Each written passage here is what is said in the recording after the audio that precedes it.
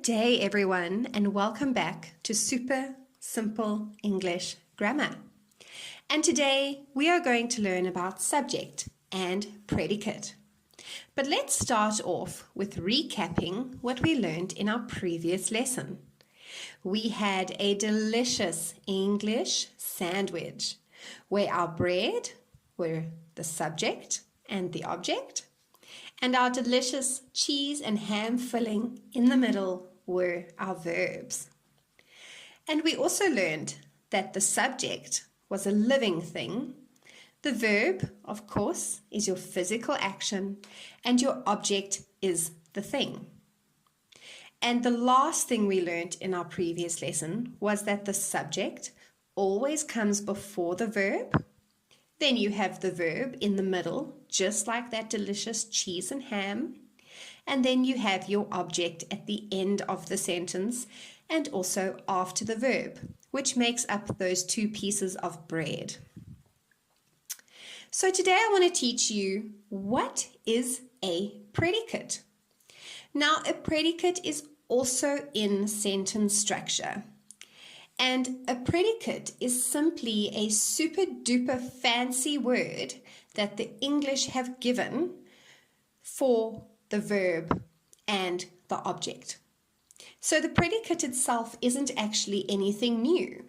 The predicate is simply just your verb and your object put together, and now you have a new word. So before, you used to have your subject, then your verb, and then your object. And now you have your subject and your predicate, because the verb and the object together now form and make up that predicate.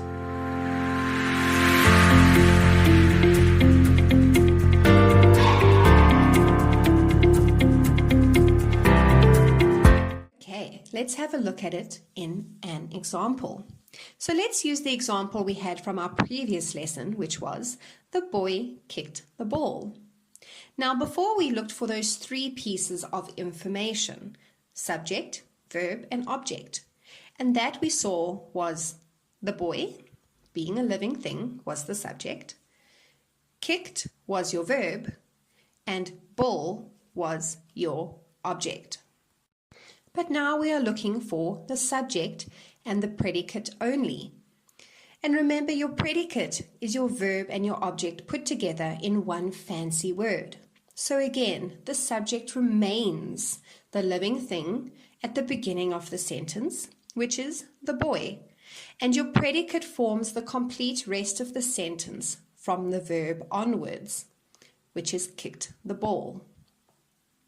So two really cool rules to remember is that a predicate is always the verb and the object put together, and the predicate part of the sentence will always start immediately with the verb and then becomes the rest of your sentence. So let's have a look at yesterday's example once more. She smiled at her dog. Now remember, it's easiest to start with finding where your verb is. And remember, the verb, which is a physical action, was smiled. She physically smiled at her dog. Now remember, the subject still comes before the verb. That rule does not change. So she is still the subject. She remains the subject because she is living and she comes before smiled. Now remember, your predicate starts where the verb is and then is the rest of the complete sentence. So she smiled at her dog, she is the subject, smiled is the verb, and the predicate starts at the verb and goes to the end of the sentence. So she smiled at her dog, she's the subject, and the predicate is the rest of that sentence from smiled at her dog. And there you have it. It is that easy.